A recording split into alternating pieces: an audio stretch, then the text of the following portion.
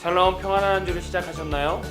오늘의 말씀을 함께 나눕니다. 사무엘하 6장 6절에서 11절 말씀입니다. 그들이 나곤의 타작마당에 이르러서는 소들이 뜀으로 웃사가 손을 들어 하나님의 궤를 붙들었더니 여호와 하나님이 웃사가 잘못함으로 말미암아 진노하사 그를 그곳에서 치시니 그가 거기에 하나님의 궤 곁에서 죽으니라. 여호와께서 웃사를 치심으로 다윗이 분하여 그곳을 베레스 웃사라 부르니 그 이름이 오늘까지 이르니라.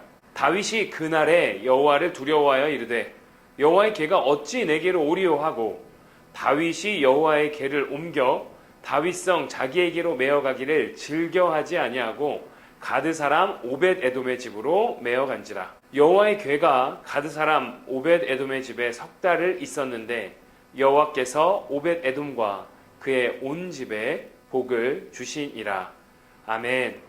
다윗은 바알레 유다에 있는 하나님의 궤를 옮기기 시작합니다. 여러분, 민수기 4장을 보면요, 하나님의 궤는 반드시 고앗 자손의 제사장이 어깨에 메고 운반해야 했고 절대 손을 대지 말아야 했습니다. 하지만 나곤의 타작마당에 이르렀을 때 소들이 막 뛰었어요. 하나님의 궤가 떨어지려고 하니까 웃사가 그만 손으로 궤를 붙들자 그 자리에서 죽었대요. 다윗은 두렵습니다. 더욱 하나님을 경외하게 됩니다.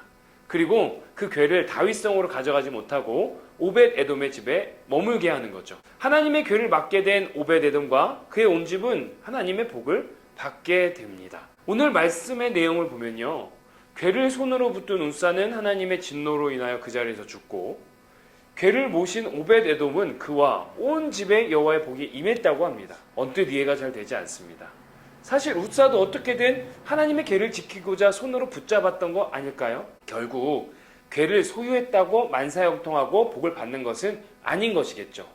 인자한 하나님이라고 마냥 모든 것이 다 오케이가 되는 것은 아님을 우리는 기억해야 할 것입니다. 중요한 것은요, 하나님의 뜻을 전심으로 따랐냐, 그에 맞게 행하였느냐라는 문제라는 것이죠. 오늘 우리가 드리는 예배도 마찬가지인 것 같아요.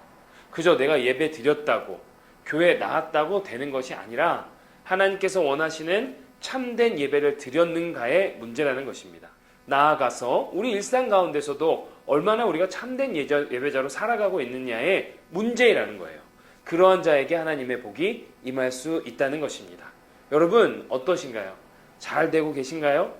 우리가 정말 하나님의 뜻에 맞게 예배를 드리고 그 뜻에 맞게 예배의 삶을 사는지 한번 돌아보길 원합니다. 우리가 하나님과의 친밀함만을 강조한 나머지 하나님께 대한 경외심을 놓치고 사는 건 아닌지 한번 돌아봤으면 좋겠어요.